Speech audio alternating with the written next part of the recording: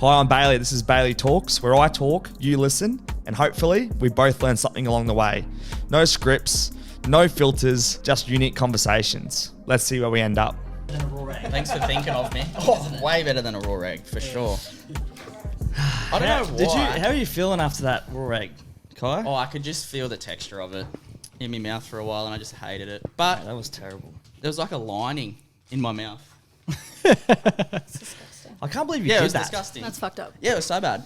But Even Chris Just thinks it's fucked up. Unnecessary. You know? oh, just sitting it there. Like, come on, man. Yeah, I completely cooked it. I didn't do it the right way. I should have just opened up the back of my throat, straight down. Yeah, Let bygones be bygones, but I didn't. It just sat there for too long. there was no chance we were doing that. No, Mate, you couldn't. No, it was never going to happen. No. it's got to happen. If Blake did it, I would have thought about it. But nah. It's And you a knew I raw wasn't egg. going to do it. Would you do it, Chris? Yeah, I eat roux for breakfast most mornings. Eat what, sir? Kangaroo, yeah. Shit. Are you Supposed to be carnivore? good. No. Are you a just kangaroo and carnivore? veggies at the moment. Why do I just assume Why that? you use it? Like TikTok What up? wise. How long have you eaten roux for? Oh, on and off Yeah, for like yeah. over 12 months. It's yeah. good for you, eh? Yeah, Lean. it's great. Such lean meat. It's the burger patties, so you just fry them up. They don't What's taste what's Yeah. a normal morning for you like? Like with the kids, everything. Fuck, I get up 4 o'clock every morning, walk the Do dog ya? for an Yep. hour, or Yep. gym at 5, Yep. depending on the day. Yep. Get home, do the lunches, do the tidy up, do the washing, all the shit, and then it's on. My son's normally up by the time I walk in the door. You got 4? 4, so Yep. 14, 12, Jesse's nearly 6, and Lola's You got a mixed 4. All spread. young. Yeah. Yeah. That's a broad category. Very diverse. Broad age bracket. Yes. Personalities, what are they? 14. All over the fucking shop. Yeah, I love it. Yeah, teenage girls is interesting, but they're my stepdaughters, so we've got them 50-50. So Cool. it's week on, week off, Yep. and then I've got the 2 little ones, obviously my own full time. So the 2 are yours and the 2 steps are the older ones. Is that right? Yeah. Awesome. Yeah. Awesome. So Well, welcome to the podcast, Chris. Thanks for coming on. It's episode 15 for Bailey Talks. Thanks for joining in, anyone and everyone who is touching base today.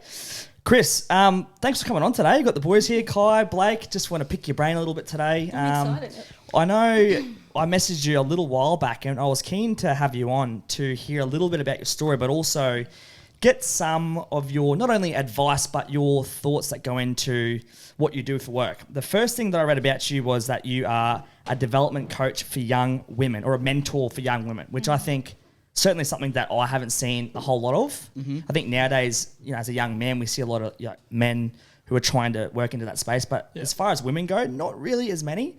Can you tell me why it is so important that women have a mentor, especially young women? Oh, look, absolutely. And I think all women deserve to have a mentor in any area of their life. For myself personally, I went through phases when I was a teenager of having bouts of, say, depression and anxiety where I was being medicated. I was seeing school counsellors and psychologists and all sorts of dabbling with different ways to fix myself, right?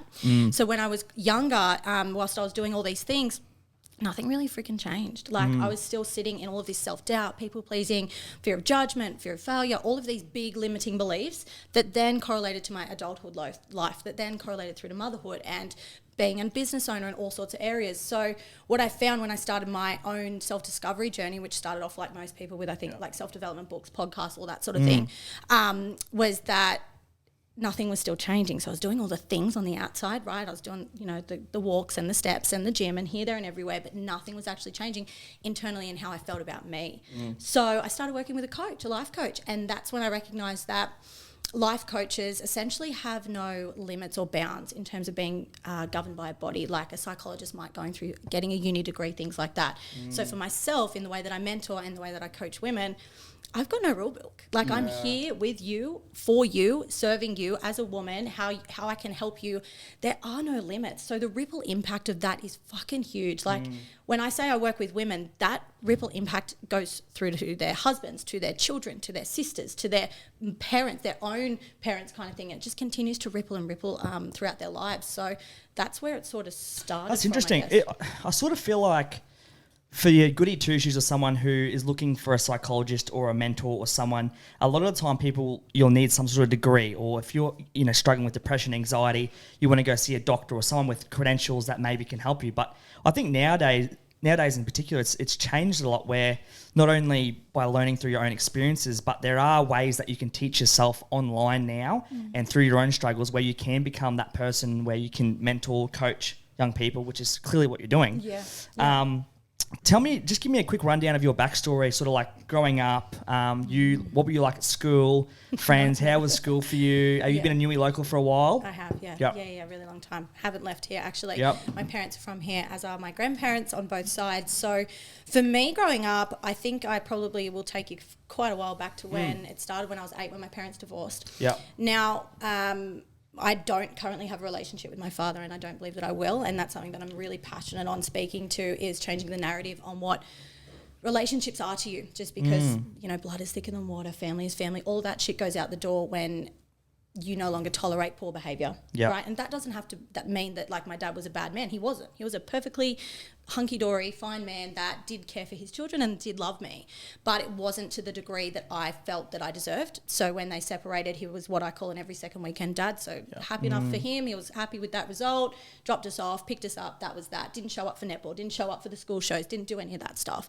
And that, in those younger years, did impact me in a massive way. Like, I think when I was a teenager, I sort of flexed the daddy issues as being like, hey, I've got daddy issues, so that excuses my piss poor behaviour. That excuses me to act like a fucking dickhead and have no accountability to that because, I don't have a dad, yay. Like, I used it as a badge of honour rather than something to go and fix, actually heal, actually explore.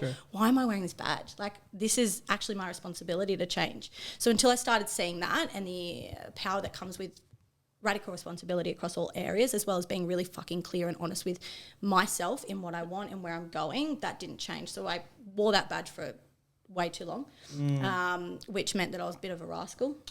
And had some things happen, which, and now that I reflect, it's like I wish they didn't, but at the same time it got me to here, so I'm also glad that they did. It's an interesting one with things like regrets and like, do you have any regrets growing up?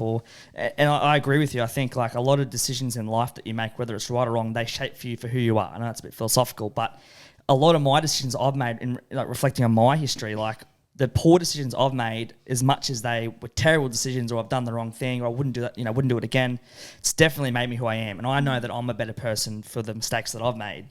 And I'm sure you boys could probably agree with that, Yeah, definitely. A question for you, Chris. Did you have someone that you leaned on through those hard times? So, do you have siblings? Or? Yeah, so I have a brother who I actually don't have a relationship with either. So he's, when I say we lost him, we didn't lose him physically. He's still doing his thing, but we haven't seen him for about 12 years, which is, it can be sad sometimes for the family, like for my mum particularly, but not really for me. I've kind of healed that part of what went down there. We lost him to him going the other direction, right? There were two paths we both could have taken, and he chose to sort of hold on to his problems and that victimhood of flexing that muscle. So I don't have a relationship with my brother. So in terms of who I lent on, all the wrong people for a long time, it wasn't until I started taking care of my health and I started going to the gym, and I'd met a girl who was super into like whole foods and like clean eating, and this was the whole phase when it started to hit, right? Like sugar-free and paleo and all this shit that came out. This was probably, 15 years ago or something. And so I started to take that path and I started exploring, well, how do I feel better about myself? And that's sort of where it started for me. Mm-hmm. And when it came to your first, so you're taking all the principles that you've learned into, giving it to someone else as not a coach, but say, was there like a best friend that kind of reached out and said, look, I'm struggling as I don't know if it's a first time mum or just as a best friend of yours. Was there someone that kind of kicked it off where you were like, I can actually genuinely help you? Yeah, I think I was always really passionate about passing along information, even as like a 13-year-old, maybe younger than that, 10 actually, because I in a cubby house, I remember we had in our backyard, and it was all the street kids would come to our place, so I started charging them $1 or $2 to come to the home gym because you could do pull-ups on the cubby house. One Bitcoin, 2 Ethereum to get in, sorry. Yeah. That'll be 1 XRP, thanks. That's what you would be doing. I love me crypto. Yeah, so like I'd seen a movie and I thought like, you can get healthy by doing pull-ups, so I'll share this with the neighbourhood. Like I always wanted to pass the info on, and then as I started educating myself with my own stuff, I wanted to share this so passionately. There was so much I didn't know that I was like, I didn't know this, so other people mustn't know this. And that's sort of where the podcast was born. So I started my own podcast, Inside Out with Chris, before I started coaching. Through my podcast, I was just interviewing so many different guests, like from all areas of life, like from the US, some in England, like just literally there was no bounds in terms of who I wanted to talk to. And NLP came up on the podcast a lot, which means neuro-linguistic programming. So that was something that I started exploring and I wanted to know more about. And I was like, this is why I do the things that I do. Okay, how do I engulf myself in NLP, and that came with getting my certification in it, my prac, and then I went and did my master's in that, and that's where the personal development coaching business was born. Are you able to touch on that, what you said about NLP? Yeah, so neuro being mind, L being linguistic, which speaks to language and communication, and then the P is programming, so why you do the things you do, behaviours, patterns, things like that. Awesome. Wow. Yeah.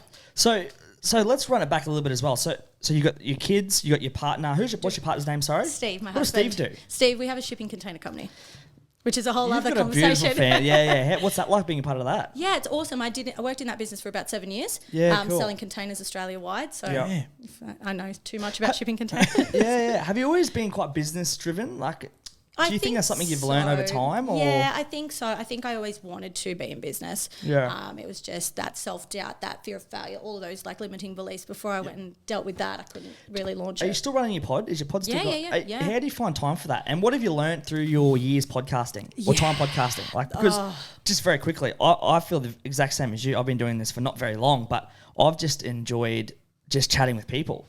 And I never really come up with a plan with how I wanted to take it in terms of direction. I know you probably need to have a bit of a storyline and what you want to achieve out of it, but my goal has always just been, I just want to chat with people and learn, you know? And it doesn't need to be anything specific. It can be about personal stuff. It can be about sport. It can be about whatever.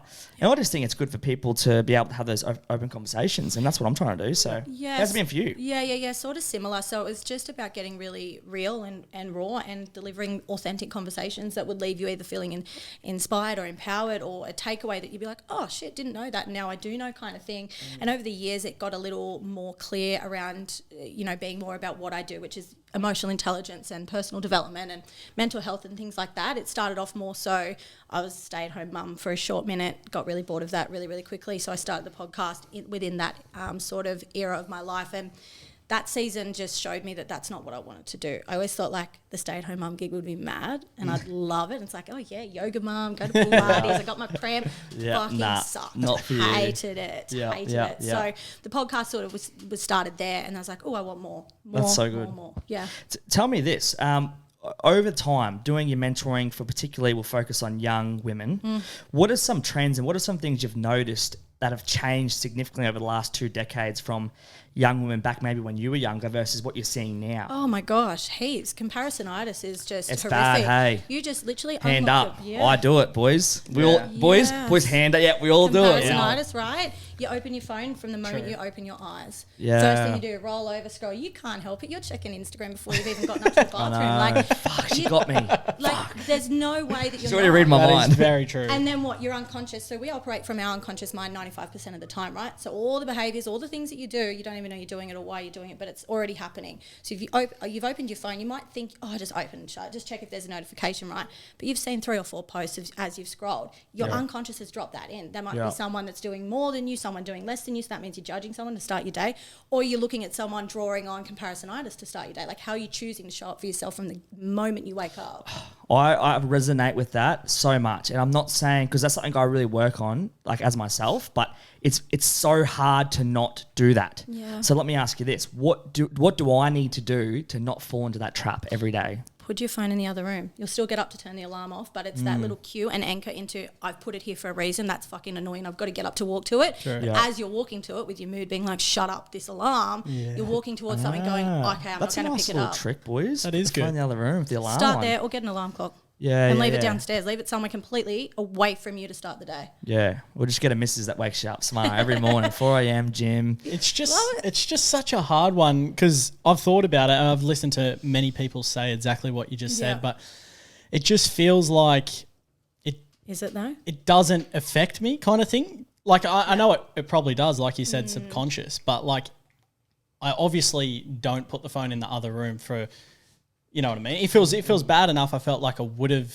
identified that and taken a step, but I'm like, it's like I'm getting away with something just until obviously maybe one day it catches up with me. I don't know. Absolutely, but I think it does impact more areas of our life than we realise, and procrastination is a big part of that as well.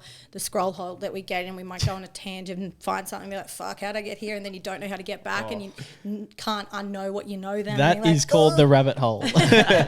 Yeah, so just have accountability with yourself and be really honest. Like, if you're telling yourself, I don't have time at the end of the day, Like, have a look at your screen time and then tell me you don't have time. Be really honest. Like, do you actually need to be on it for work? Like we say for work, a lot of us. Are we though? Really? Like, True. yeah. Yeah, the other thing I would say with that as well is, like, when I get home from work I just moved in with my partner, by the way, a few weeks back, which has been, like, awesome. A lot of new learnings, adjusting to living together. Yeah. But it's been special, right? It's been good. It's actually anniversary today, so Congratulations. Congratulations, that's exciting. She made a comment. She's like, some girls like wouldn't let you go into a podcast on our anniversary, right? And I was like, yeah, but like it's all good. Yeah, it's going to be a good podcast. Plus Blake's going to be there. I date Blake's sister too, which is like sort of weird, but sort of not. It's No, sort of it's helps. not mates, It helps. No, it's weird. It's as weird as good. it gets. Nah, our love relationship's separate. Eh? Oh, yeah.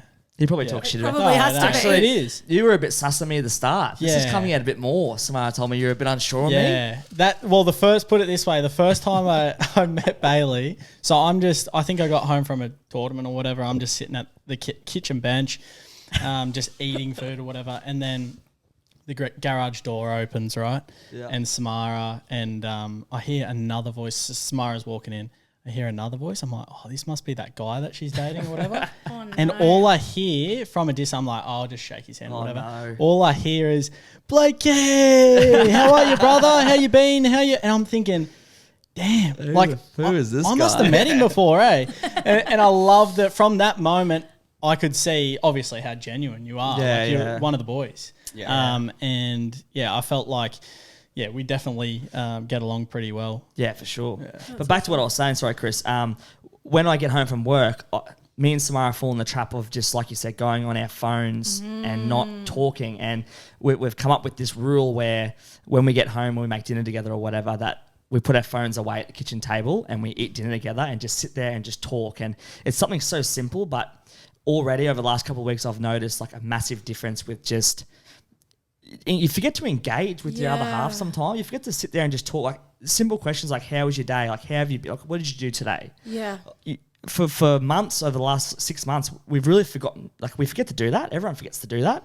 And that's one thing. And I was curious to get your thoughts on that. But like just getting home now, putting our phones down and just setting a time where we know that we're not going to be on our phones. We're going to sit, we're going to ask about each other's day. We're going to say if it was a good or a bad day, what happened on that day. Little things like that I've already noticed like a massive difference just with how engaged I am with just my partner. And I don't know if you've heard anyone strategies like that. I definitely have a couple of little strategies that I recommend for clients. And one of the things that have really helps in particular for clients that are either married with kids, but there's kids, right? So the mum's traditionally stayed home for the day and the man's gone off to work. So this is in traditional sense.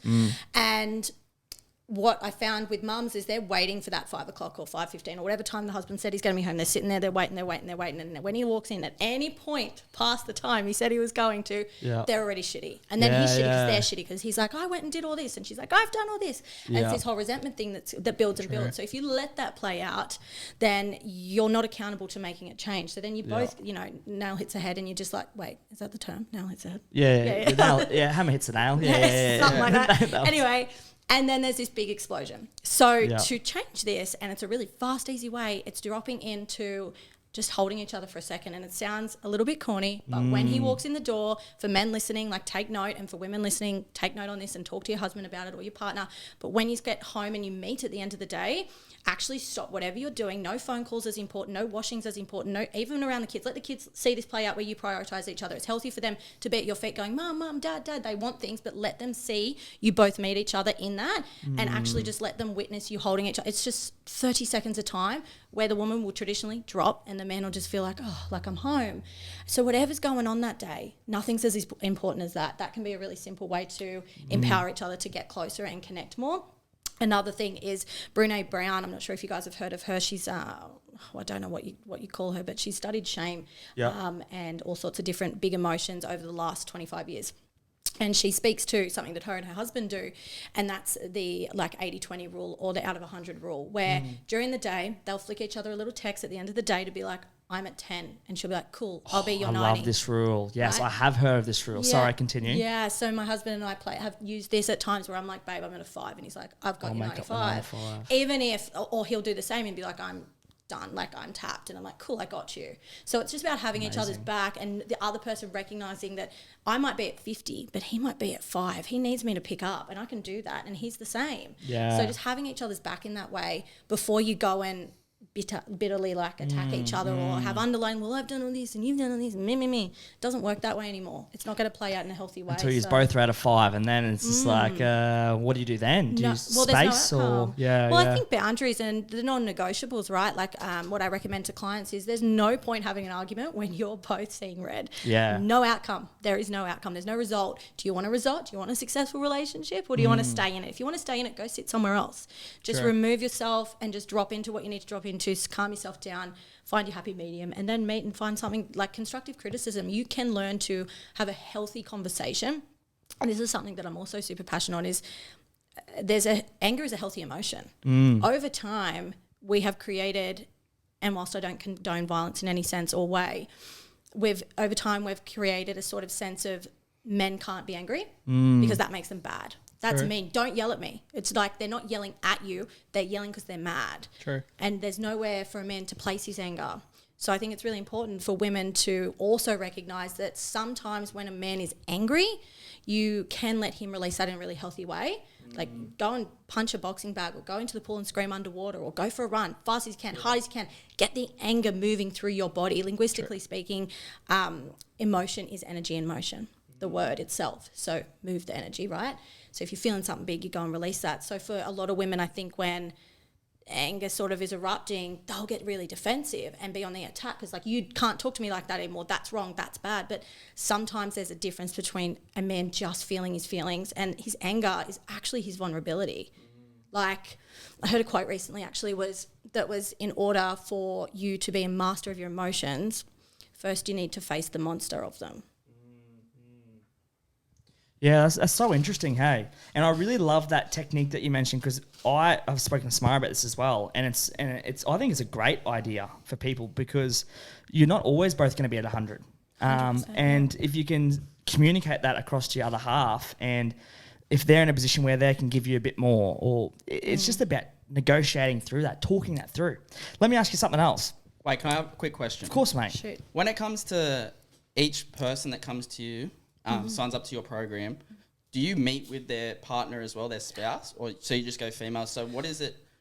How do you take their word for gospel when it comes to issues that they're having against the male? 100%. So great question, by the way. I work with primarily women. I have worked with couples and I have worked with men, and the women that do come to me, there's always context and there's always two edges to the sword, and you've really got to take what they're saying. I obviously am a master in language and linguistics, so I study people's patterns and behaviours, so I can hold a woman in the space and in the sense of I know when there's not a whole truth to a story, and I can read that through body language, which I'm great at. So I'm really aware of, okay, I know this. I take pieces from it of what's Bible, right? What's the truth here? But actually, what's the core? Because usually it's just a wound playing out, both of them, for both of them. So whatever he said, if they're coming to me with like, my husband said this, my husband's done this, whatever he said, I can read between the lines and say, it's a rejection wound. He's scared you're going to hurt him, or he's scared he's going to lose you, right? So yeah, he's playing out with leaky fucking cooked behaviours. Of course they're coming out because he's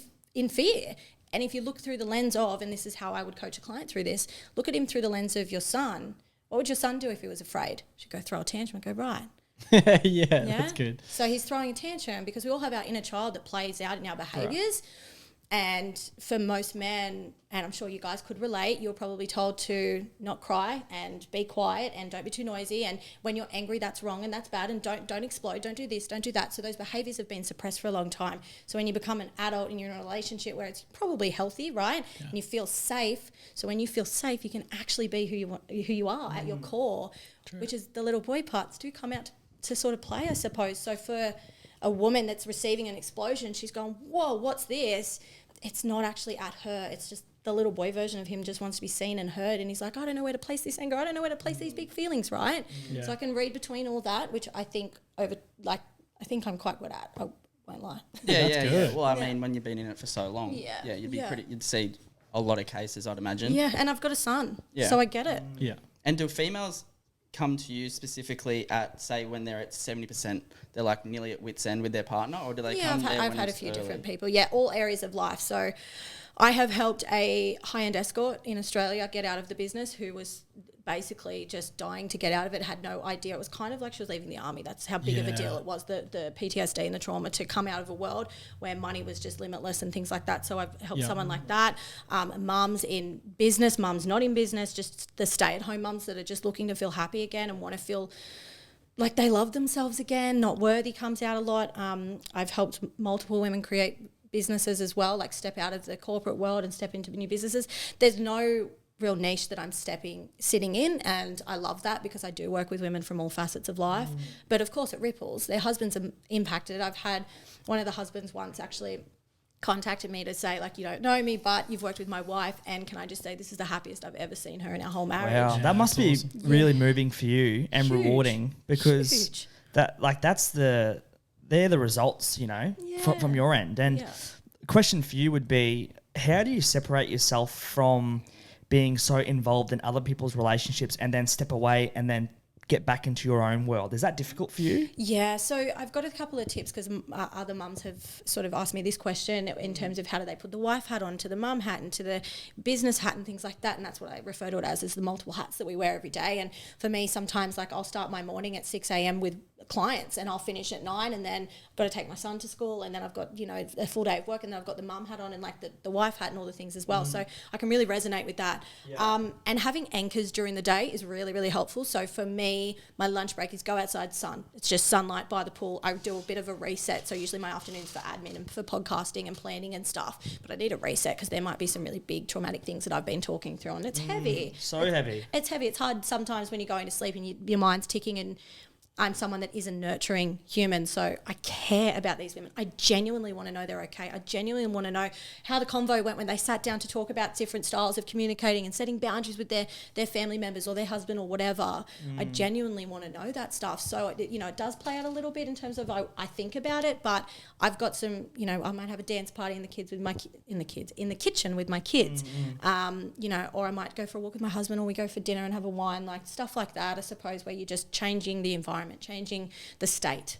Yeah, that's a really good one. How as a partner, as a son, as a young man growing up in society now, what are some things that I can do to be a better partner, do you think? Yeah, be vulnerable. Don't hide it. Like, women want your vulnerability.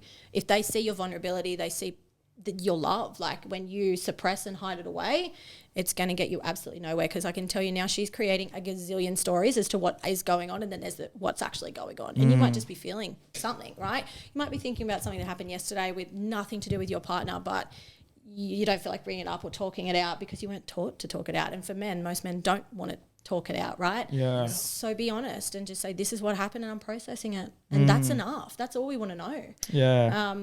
And honesty is massive. Like, I just think there is no results in not being honest with who you say you are, right? Like, let them see you for who you actually are. You've spoken about like a lot of positive outcomes. So you've had messages from people saying how good your work is. You've obviously helped a lot of women, young women. What about the times where it hasn't gone to plan, or where people keep falling into the same trap, or maybe you're catching up with a client and they're still making the same mistakes? Yeah. How is that for you? Because it's not all sunshine and rainbows. I think there's a lot of people who can't help themselves, make the same mistakes. How do you navigate through that? I call it out. Yeah. I don't want to work with anyone that doesn't want to change, and I won't hold space for that. My kids are in daycare, or my son's at school kind of thing. My daughter's in daycare. I do this work because I'm so passionate about women getting these results and making these transformational fucking changes in their lives. If I feel that someone isn't being completely responsible for the results and actually want to do the work, like they're just... Example, in the past, I had someone that was a GP who was working with me, and she always had an answer that was not mine and always knew better. And I just said, look, I'm going to give you your money back. I don't actually want to work with someone that's not willing to do the change work and be accountable to this stuff. I understand. I can validate you all you like. Like, I can sit here and be an ear, no problem. If you want to pay me to be an ear, then cool. I'll just sit here and be quiet. But if you're not willing to actually make some changes in your life from what your blind spots are, what your shadows are, because I can see, I'm zoomed out. I can see in. You can't see what I can see. So I know where if you make these tiny little tweaks, you'll start getting results, whether it's health, relationship, business, whatever. So, yeah. So do people book you as a practitioner?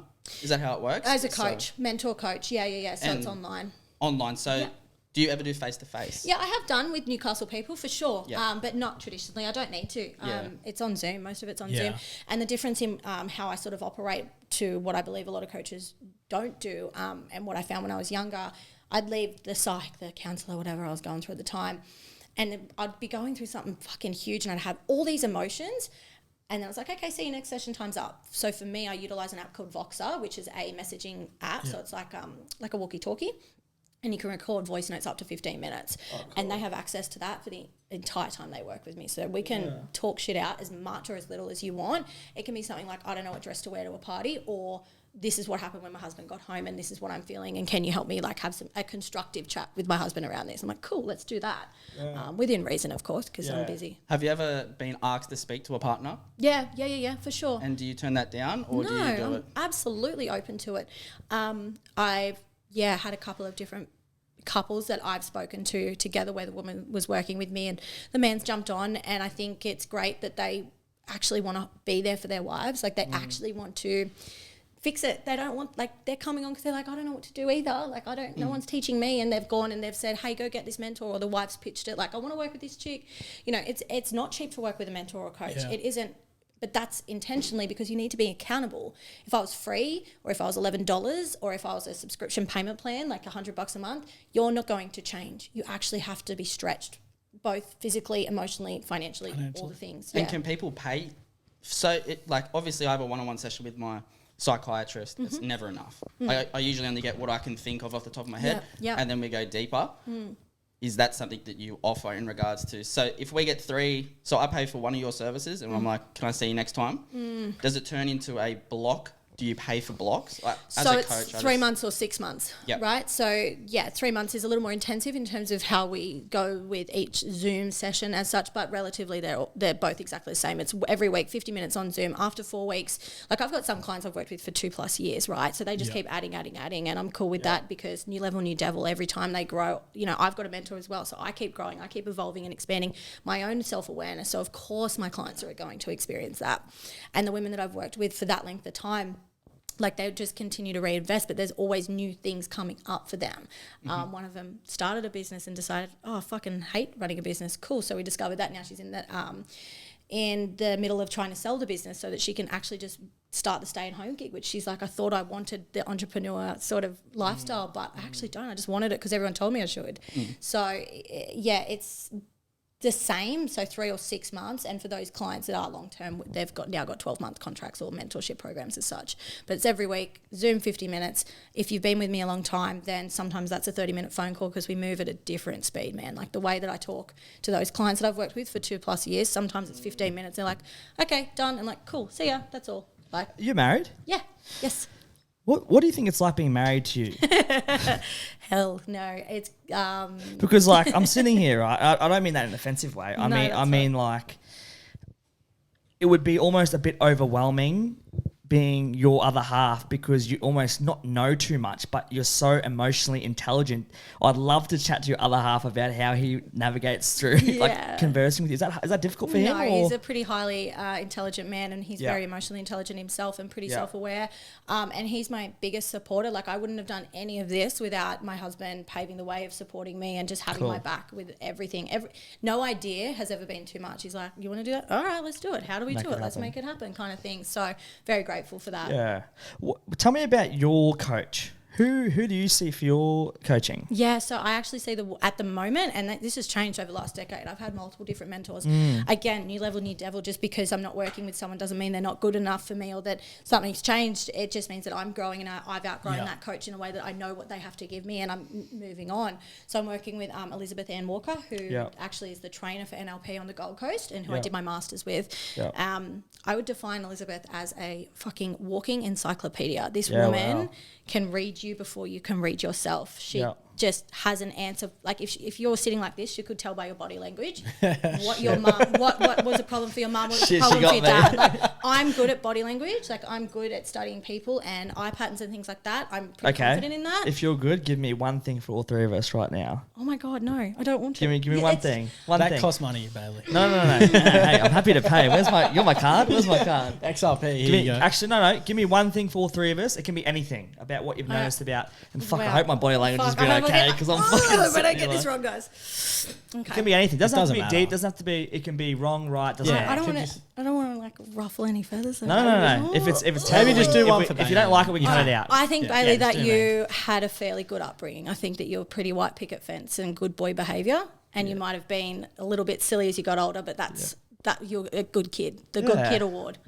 I'd say that's pretty accurate. That is pretty good. I'd say Gotta- I definitely had a pretty not normal upbringing, but certainly no major run-ins, and pretty stock standard. So, Oh, I'm scared. Can I ask? Can I dive into that a little bit? Sure, absolutely. What makes you think that? What makes me think that? I think Yeah, the or way, how- the way you hold yourself and the way that you Okay. talk, Yep. and the way that you speak about your experiences. Yeah. I'd say, yeah. I love this shit, boys. really I'll good. be honest. This gets me.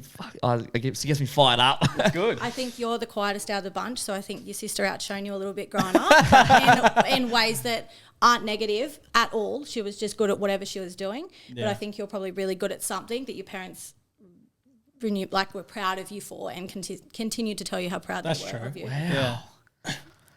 Holy I could shit, be that's wrong. pretty Yeah. accurate. Yeah, it's Sorry. pretty I good. think that's pretty solid. Pretty good. What I'll about take what that. about Kai? I think you've got demons. Plenty. Yeah, I think you've been through some shit, some bigger stuff than anyone here in this room. Wait, all I'll hold say. on a second. Do you know anything about us? Like, do you? No, No. Far out.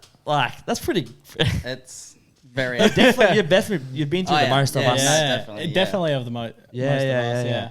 I think that's probably pretty good. came with body language as well, because it's something that I'm very interested in when it comes Yeah. to like how you help other young females Yeah. in particular. 'Cause, Yeah. you know, I'm surrounded by young females and Yes. other females in my life that have done me wrong. So it's like it's super interesting just to hear how you go about those types of things. 100%. And I think there needs to be more people like yourself, especially when it comes to like females growing up in today's society with nothing but like you didn't grow up. You probably used to look at a female in a magazine, Oh, yeah. but like that's the difference. You saw a female, so it used to might have been like Angelina Jolie in a prime, whatever it is. I don't know if it's Yeah, her, but yeah. like Yeah. you She's could pretty always hot. find a female, but now you see multiple females as a young girl about where they're going, what they're doing.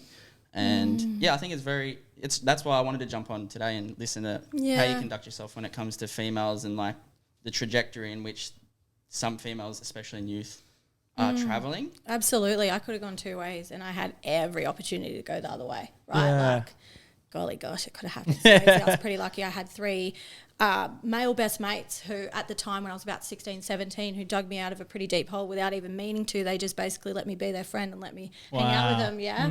And I'm still really close with two of them to this day. My husband's actually best mates with them as well, which has worked out awesome. But it was the space of not being judged and getting out of being closer to females, because I've been hurt by more women than I have men in my life. What about what's the thing you see the most when you're just like, say you're just seeing a new girl that's come to you and said they need a little bit of guidance or help evolving, growing. What's the thing you keep seeing over and over? Like, what's the main thing? It's not good enough. Yeah, Every woman feels not good enough. not good enough. And a lot Yeah, of men do as well, but obviously I'm not seeing as much of that. I think women, so our imprint years are between 0 and 7 years old, right? So Right. all of our limiting beliefs, why we feel the way we do about ourselves, it's fundamentally stemmed in from 0 and 7, right? yeah, So for that reason, our unconscious mind will also go and take the path of least resistance and to find, how do I explain this? Sorry. Basically, we seek evidence we're not good enough from the moment that limitation is stemmed in. So it can be something really hard and big and heavy and traumatic, and it can also be something that's quite small that you call, it's still trauma, it's still a thing that created the limiting belief. I.e., I had a client who had a memory come up in one of the processes we were doing where she was plaiting her little sister's hair, but she was learning to plait. She was probably about 6, and her mum was running out the door, and her mum's like, oh, no, I'll do it. And her mum pushed her out of the way. She's like, I don't have time for this. I need to get this done. We need to go. That was the first time she felt not good enough.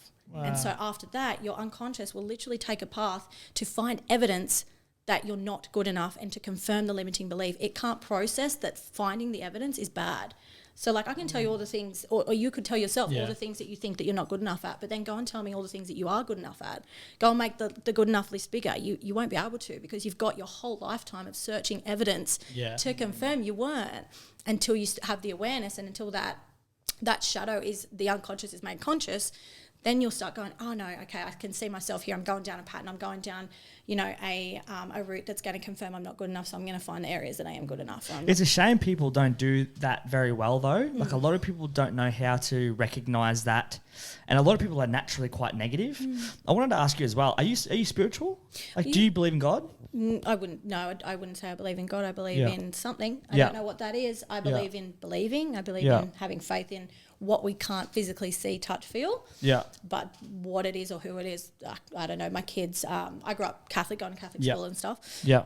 But my son's in a public school. I'm not too worried about that stuff. But energetics, I believe in deeply. Yeah. So, an example that's a really simple energetic example is when you think of someone and they call you. Yeah. Oh, wow. And you yeah. go, oh, that's weird. Smart does Yeah, that. right. Actually, Smart did that yesterday. She was like, I was just about to call you. I was just thinking of you. So, that's weird. Imagine when it's the same thing, though. You both thought the same thing at the same time, or if it's someone you haven't Yeah. spoken to in ages. Yeah, that's crazy. That's energetics. Do you think it's something that happened between your parents that made you maybe feel like there's not something like a God? Yeah, I think that it was drilled into me all through schooling to believe and do all this stuff. And my parents were one of the first to be divorced in the primary school. So I remember at a point the priest that was at this primary school at one stage told my mum she wasn't welcome in the church for like masses and stuff because she'd sinned. And mum was like, fucking hell, right. That's crazy. Calm down. Yeah. I'd overheard that conversation pretty young. Yeah. So then I was like, oh, that's shit. Like, doesn't God love everyone? That Well, I is think supposed true. to, like, yeah, you forgive are, that? you are raised to believe in the traditional Mm. family. Well, that's just me personally. Yeah. And then when that break, because I'm from a split family as well. Yeah. So, like, I went through the same kind of thing where I was like, I don't really know if anything's real, to be honest with it. When it comes to belief, like, it's like, how can I put so much of my trust into something spiritually when I had a lot of trust in what I thought was this and it didn't end up. But then when you grow up and you become an adult, you realize that things don't work out and you have this whole awakening Yes. later on because you Yeah. live through experiences that you've seen adults live through. Do you ever think you will find something as like a faith, or do you believe that you're kind of happy with how things are in regards to like the energetic stuff? And I think that if my child came home and deeply believed in something, I would support whatever their belief wanted to be. But I think that the point through it is believing isn't wrong. Believe in what you don't know yet. What about if they wanted to transition? Oh, great question. Oh, it's not for me until they've got all of, like, what is it, the frontal cortex? Yes. Which for men is 25, I think. Yeah. Until Yeah. that's happened, like, talk to me when you're 25. Let's Yeah. let my son or daughter have some sexual experiences to confirm that that's what's going on, and they're just not watching too much stuff on TV. That could be a pretty polarizing opinion, but for me, I'm just like, look, go and live your life and then Yeah. come back to me. And if that's how you feel, cool, let's have that discussion then. Yeah. well, what's everyone's thoughts on the social media ban? We spoke about this. Were you there for when we spoke about this the other day, a few weeks back? Yeah, we were. Were we? Yeah. Yeah. It was brief. Because it comes down to like I'm on the picket, like on a fence, because it's like such a great idea that young people aren't exposed to the things that are on social media, but then are they being introduced too late to social media and the darkness of it? It comes down to being a parent, of course, and I Yeah. think it should be the parent's decision Agreed. when it's implemented. Mate, For a me, lot of but- parents I see are soft as fuck. They're so soft. Yeah, Oh My no, mum they was the just scariest go I like ever there it met. is. Like there's social media. Download your apps because it doesn't take much. It's like Yeah, look, correct me if I don't do this down the track, but my goal is for my son and daughter not to have a phone until they're in high school. I had that sort of Yeah. rule, and if they do want one that bad to text, well, they can go and get a flip phone from JB Hi-Fi. So, But that's what we were raised That's on. true. Yeah, Like, like, I got What, my the BlackBerry first little- boys? First little Nokia. Snakes. Let's just play yeah, snakes they all can play day. snakes. No, my stepdaughter's 14 and 12, year 7, year 8, going year 9, year 8 next year. They've got phones and social media, and they're going to find a way no matter what. So even if you ban it, they're just going to find a way to have it. So there's that sort of lens I'm looking through. But on the other end of that, I'm kind of like, just avoid it as long as we can, of course, Yeah. because it's damaging the young girls. I see the way that all the things that I experienced between like 16 to 18, or maybe not that far, but like, 15 to 16, 17 sort of thing, the younger girls are all going through, like with the fashion sense and the comparisonitis and the self-doubt, makeup, hair, jewellery, the need for fucking Mecca products. We went to Sydney yesterday because we do this annual trip, and for anyone with little ears listening, which I doubt that anyone has little ears listening, but just like be aware or speak in code, just in case. You never know. Don't need to ruin Christmas. True. That We already ruined it like yesterday in our podcast. I said Santa's not fucking real. So. Okay, cool. All right, well, it is. Yeah, say what you want. No, cool. So we took shouldn't have said the big girls down to Sydney. It's an annual thing my husband and I do, because once they found that out, it's kind of like the magic disappeared. So we wanted to create some magic, and Sydney City's always lit up with Christmas. So that's our magical trip. But it's also our annual Sephora and Mecca fucking trip for our 2 teenage girls. Wow. So just... And you can spend some cash there pretty quick. Fast. Fucking little tiny lipstick, that'll be $100, thanks. Yeah. Sweet. Look, won't lie, I get some stuff too, but it's like, every time I'm just like, I was 12 once and oh my God, I was not doing this or thinking about this. Go through your ugly phase, have your ugly bit. Like, Yeah. everyone had their teenage ugly awkwardness. Like, why don't you guys? True. With in regards to exactly what you were saying before about teenage girls and comparing themselves in social media, would you say you would agree that females, especially young females, struggle more than younger boys on social media? Oh, great question. I don't know. I don't have a teenage son. Yeah, but what true, I do know is there are more wounded men than ever as young adults, 18, 20 to 20-year-olds. And if we look at that, and especially in particular the suicide sort of ratings as well in Australia right now, if we look through that lens of young men, I'm going to say it's pretty fair, pretty even. Yeah, I didn't really think about that. That's what I was just thinking. All I ever hear, or maybe it's just from my perspective, I've obviously been quite lucky, or whatever you want to call it, in the last, like my, growing up and everything. A healthy upbringing. Yeah. And I look at any sort of comparing myself. Like, obviously, I can compare myself. I think most humans probably do, but I use it as like, it's like it's like a game. It's like it's amazing, but not to an extent where like I'm not sleeping because of it or anything. I'm just like, I just look at some of the best golfers in the world. I've always looked at them like, I see them lifting trophies. Then I see guys that are my age lifting trophies. I'm like comparing myself, and it kind of it sucks. But then I'm like, no, that's like, I know the fire's kind of in the belly, you know what I mean? But I'm just like, it was just one of those things I was thinking, all I ever hear of is the teenage girls and the body image and all of that kind of stuff, and the food, the eating, For most men, it's the young adults, young teenagers that turn into adults. It's the drugs. That's where they turn. So young girls are often too afraid to take those big risks, whereas the boys, like the girls, can do the food thing. So they can go and control their bodies and how they look with food, and that's where body dysmorphia and anorexia or binge eating, where it's the other edge of that sort as well. Sorry, Chris, do you know much about that sort of stuff? A little bit. Yeah, enough. If I had a family friend or a family member who had a real issue with food, like a real unhealthy relationship, what do you think are some things that they can do to improve their mindset towards their relationship with food? Yeah, so from what I've learned, it would firstly have an awareness around the food is what allows you to feel safe. So you're looking at food as your form of control, because probably when you were younger, traditionally between 0 and 7, potentially when they were older, they had no control of their little lives. So whatever happened in terms of their family dynamics, maybe it might be, again, big trauma, small trauma. Yeah. And a great example of this is a client I worked with had an issue with food, and in her unconscious, she had suppressed this information for a very long time. And I've shared this story before, so I do have her permission to share this story. Yeah. She had a memory come up that was basically catching her mum cheating on her dad. Yeah, and she asked her mum, and her mum told her never tell anyone. So that memory got fully locked down to the point where she felt so out of control as a little girl. That's when the food habits changed. Yeah. So something can happen where it's locked in hard, but to change it, and to answer your question, in order of changing it, firstly, it's the awareness, I think, of being aware of your wound and aware of, well, this is actually not me being addicted to food or me being like wanting to not eat and be really skinny because I want to look a certain way.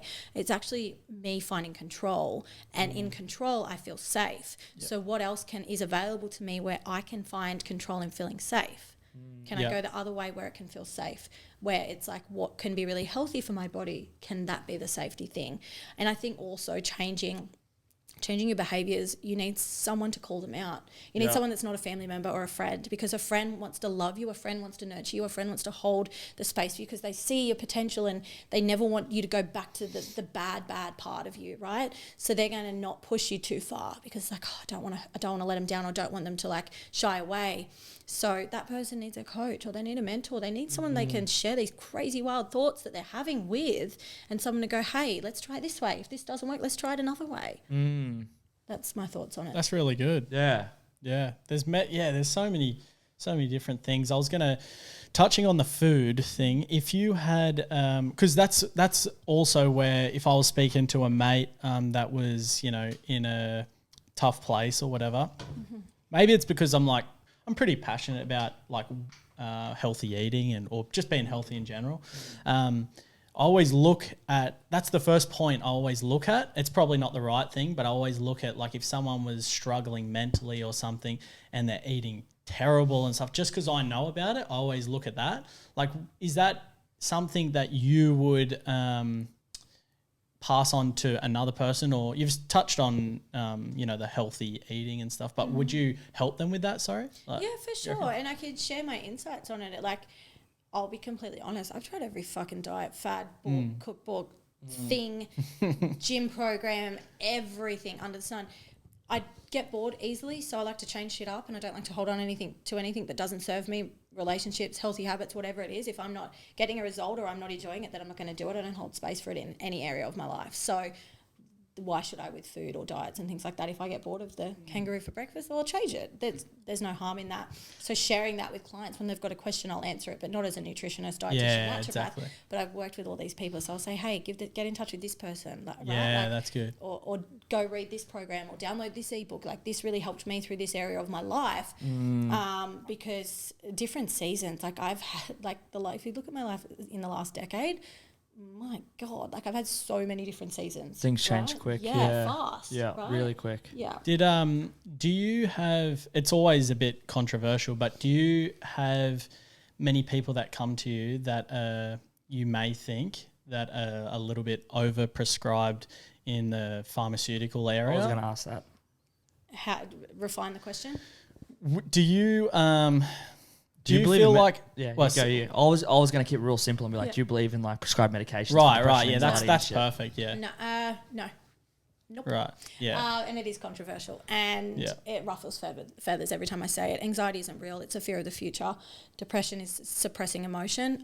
In my belief in how I have dealt with my own experience of depression and of anxiety, where I was medicated for both things, I have healed the parts of me that needed to be healed in order for me no longer to experience these symptoms. A lot of clients I work with, women specifically, have anxiety. Now, for me, in my coaching, I have found that women are now using this as a badge of honor. I have anxiety. This is my anxiety. Like it's a thing they flex. Yeah. And like the more you talk about it, you wake up feeling anxious, and you've spoken about it to every single person you've spoken to today. Of course, you feel anxious. Yeah. So what you're you stuck talk in that about. box. Yeah. Correct. You're putting a label on yourself, right?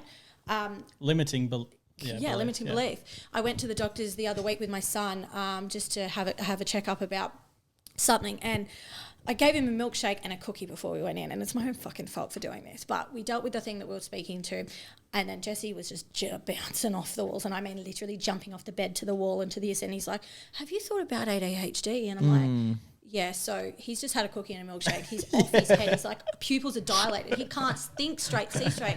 His so tiny little body has had that much sugar pumped into him. Of course he's going to react. Yeah. I'm not going to judge my son off one, and like call it ADHD and label him with that and medicate him with that to take away all of his feeling and emotion. I have control over the sugar. I'm the mum. Yeah. Right? True. And for mums, I think it's, this is going to hurt, this is going to ruffle. But I think for some women, it's easier to slap that label on themselves or their child, because then you don't have to deal with it. I agree completely. I think I've just had so many experiences, or a couple of experiences, a couple too many to be fair, of like when I was overseas, say playing in Africa and come back, I got quite sick, but I think it was like a parasite or something, right? I come back, I went to the doctors. I never go to the doctors because I'm usually pretty sweet, but I was just like, is there any way I could get a like any tests, like a stool test, or like I'm healthy now, but I want to know what that was and how I can prevent it from happening, blah, blah. And she just looked at me and she was like, are you okay now? I'm like, yeah, I'm great now, but like, I want to make sure that that thing is out of my body kind of thing.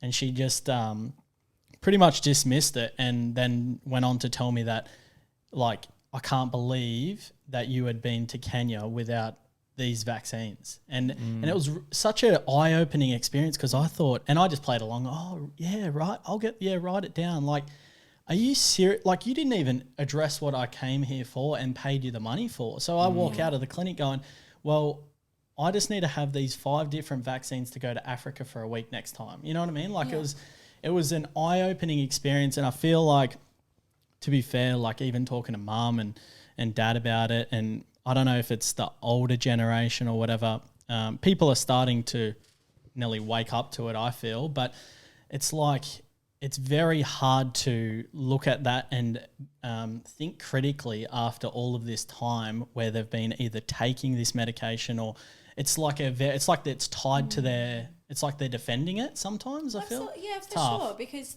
they people are doing the best with the resources that they have at that time, and people are also not their behaviour. So until they unlearn all of their own limiting beliefs, like this stuff's been fundamentally stemmed in from their parents, right? So their parents were even 10 times worse. I think you guys would resonate with that. So like my mum's gone and done the NLP thing as well. Wow. So she's gone and unlearned, stripped it all back, healed, done all these things.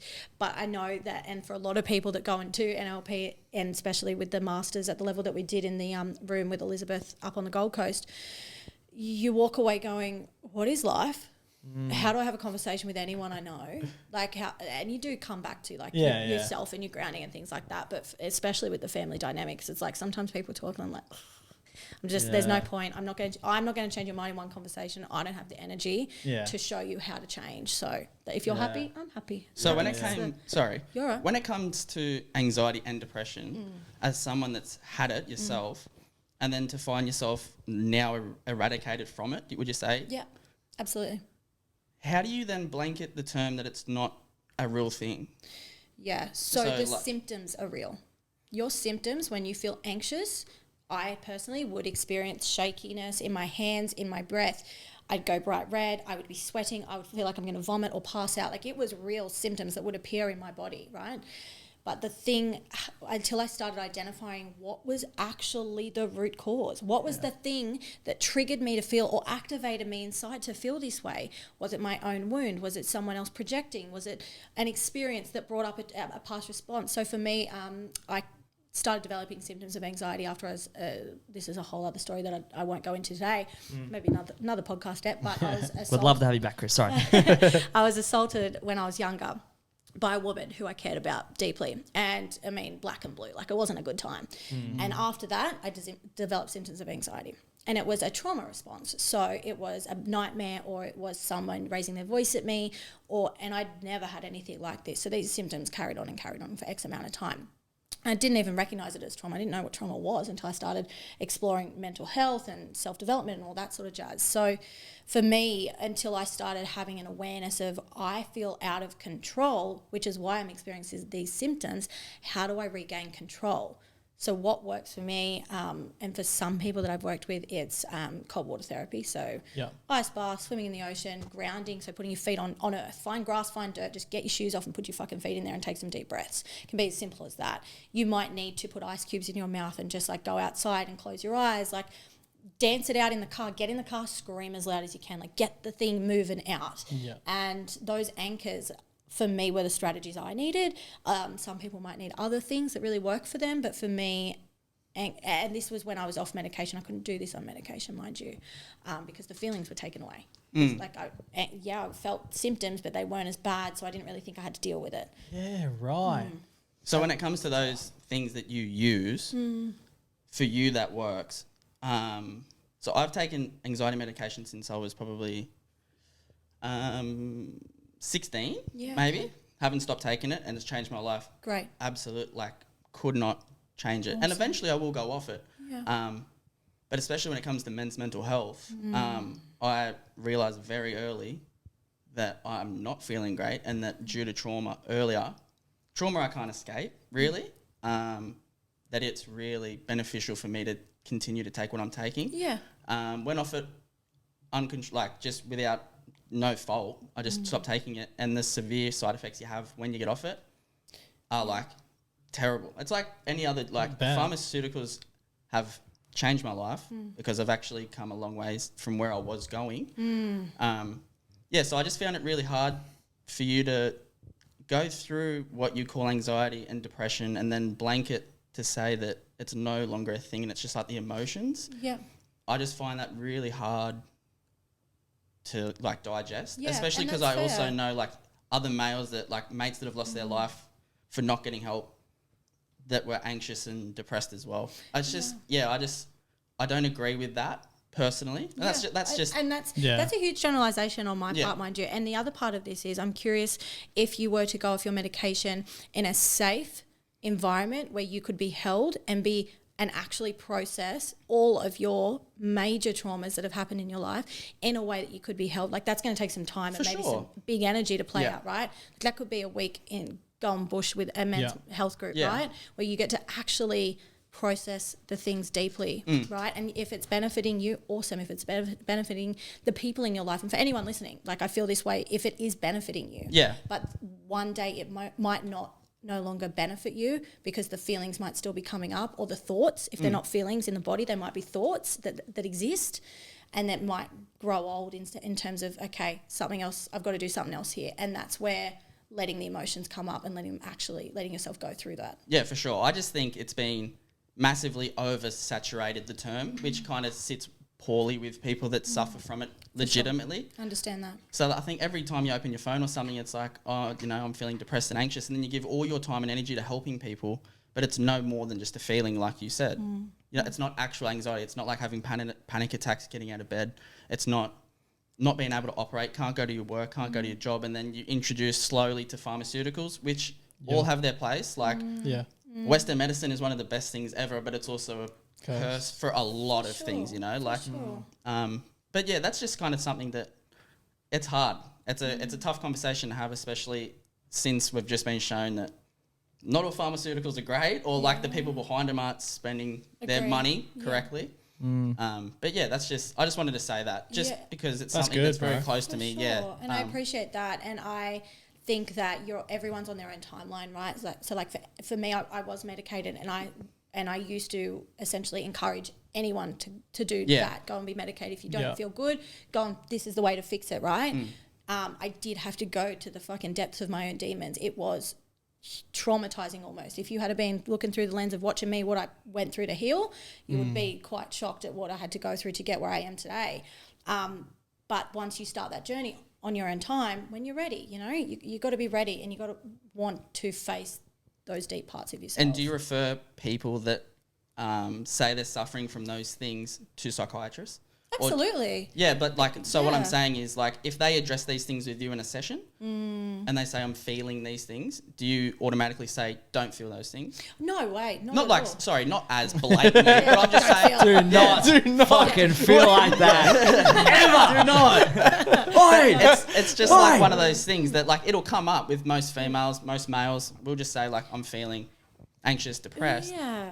Do you have, like, someone that you can rely on when it comes to, like, who's the best person to send this person to? Or no, because I deal with women all over Australia, right? And and if you were to see a psychiatrist, I would recommend that they contact people local in their area. The language I use is very important in that, how we've just described how I feel about my perception of an opinion of it, completely different how I would coach someone going through that, right? This is not a conversation we would have unless, for a lot of clients that I've worked with, for one woman, she was in the way of not being able to get out of bed a year ago, wasn't mothering, wasn't parenting, wasn't able to work. There was that. And she was medicated, and over time she's weaned herself off that medication, and she's going really, really well. She's eating again and, awesome. Thriving in her relationship, which is phenomenal to see. And I'm so deeply proud of this girl.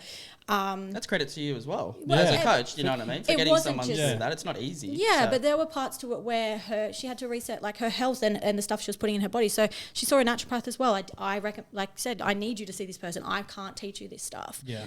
There's still times where she still has things arise, right? But it's taken a lot of time to get here. And again, she had to face the demons, which can be depending on your demons, right? There's things that we all go through that are so different to the other person, and It's all relative, hey. there'll come a time. Yeah. The phrase, you can lead a horse to water, but you can't make it drink. Something that I've encountered quite a bit in my life. Someone who needs help, who you think needs help, who you try to give help to. You give them advice. You think about what you need to do to help them, and they don't want to help themselves, or they try and then they fail, or they don't know what to do. What do you do for those people, in your opinion? Like, are some people just... bad luck? They're not gonna, like, they're done for. I know that sounds a bit harsh, but it's people are doing the best with the resources they have at that time. And when I say that, listen to the language there. The best resources they have, they're theirs. It's their timeline. It's their story. It's their journey.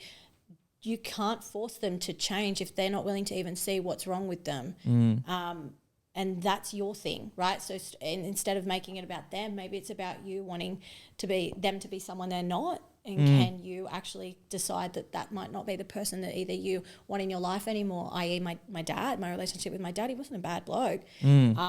But we were on off for a long time. He just didn't show up in the way I had an expectation that he should show up. When I became a mum, that became even more clear. I'm like, what the fuck, dude? It's not that hard. Like, you just got to show up on a Friday to training. Like, just be there. That's all I ever needed, you to be there, and he wasn't there. So I couldn't forgive that. And I looked through a different lens when I became a mum, even though it had been push and pull for many years. But in saying that, I can't blame him. I got to a point where I was no longer willing to blame him for my story. Right? Was that hard for you to forgive him? No. It just came time where I just thought, you're not someone I want in my life. And that's sad for you, because I know how much being in my life now means when I've got little kids and you want to be a granddad, but you missed the boat. How you showed up for me, but it's different to how you show up for them. And that hurts. I don't need that. I don't want to feel that. I love you and best of luck. And the response I got from that lovely acknowledgement of I love you and best of luck, and you know, this is a me thing, this isn't you, you've done your best with the tools and resources you've had. It was just met with quite abusive language, and I was like, oh, dude, okay, so it's all good. Like, you know, forever held on to, if your mum and I didn't get divorced, I'd have money. If your mum and I didn't get divorced, I'd have friends, and it just continued. But it's like, if that sort of touches on what I just said though, like it's those people who don't want to learn more about themselves, like that old school mentality, they don't want to learn. Is there any way that you can make them learn? Or is it just something that, like, if they're choosing not to, they're just not going to learn? They're not the person for you, and the sooner you see that and accept it... Even if they're someone who's a family member or a best friend? Fucking oath. There's a reason I don't have a relationship with my auntie, my cousins. I have relationships with some aunties and some cousins, but not all. Yeah. I'm really passionate on change the narrative on what family is and what friendship is. And if something's not serving you, if you're not being treated the way that you expect and deserve to be treated, why are you choosing to you're choosing to hold that person? You're choosing to be hurt. So when you say they hurt me, they keep letting me down. You're choosing to allow that to continue and play out. Like, okay, fair enough. If it's, you know, someone you might be in a relationship, not that it sounds like any of you guys are in a relationship with someone you don't want to be with, but like for anyone listening that might be in a relationship where they feel like they're outgrowing their partner, well, are you outgrowing them, or are you deciding you're better than them? Like, let's look through that lens of the ego for a second. So your ego being your concept of self. You're choosing to view yourself as being on a pedestal because you're doing something different. So can they just be the both sort of levels? Can you decide that it is the same level and acknowledge that, and then allow yourself to grow at different speeds in different timelines? But in the same time, it doesn't mean you're growing apart. It just means that you're on different tracks, right? But if it's, you know, family members and things like that, boundaries. It's hard though, hey? Sure is. Cutting ties with a brother or a sister or a mum or a dad, like... For some people, it's almost like it doesn't matter what they would ever do, but you could never do that because of they're my brother. But you say that, but there actually is a point. Like, there's a point for everyone, And some people have it could be something really small for some people. It could be murder for other people, you know. The amount of people that have issues for like Christmas and, where are we having Christmas, and everyone's arguing already, and I don't have that problem. I'm like, ever. Like, I chose to disarm or dissolve relationships that aren't good for my mental health and for my experience. We get one life. Do you want to hold Christmas Day and reflect back and be like, God, I hate Christmas because I have to sit at this table with this person. I have to talk to fucking Uncle Bill. Like, and he's going to just be chewing on prawns, hitting me in the eye. Uncle Bill. Fucking hell, Bill. I probably paid for him too, so... thanks so much, Chris. Wow, I think you're amazing. I think agree. Absolutely. Absolutely. Thanks, guys. it's you know what this I don't know if this is going to come across in a good way, but there's probably not enough women like you out there. Thank you. And it's very reassuring for me because you're the sort of person I would love one day my daughter to talk to, or my partner, or my mum, or my whoever.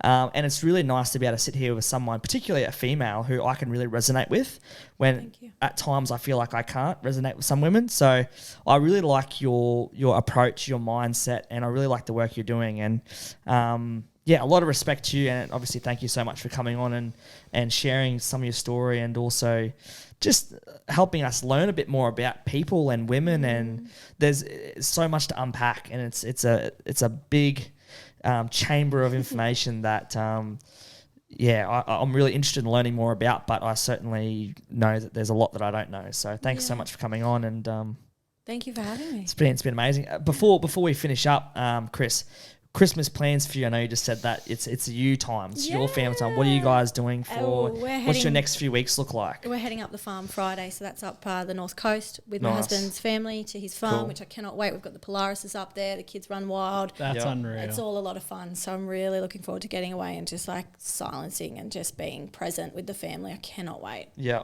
Awesome. Yeah. What about New Year's? Are you still in your do you party? Do you? Yeah, a little bit. Sometimes. No, I'm on my best Do you behaviour party? at the moment. Is that a sweet question? Do you party? Just wondering. Yeah, if you not party. New Year's. No. Mum hats on for New Year's and stuff. Yeah. Time and a place, Got a eh? few big things coming up in the New Year, so I'll save myself for those occasions and Cool. And yeah, try and soak it in when it all comes about. Yeah, great.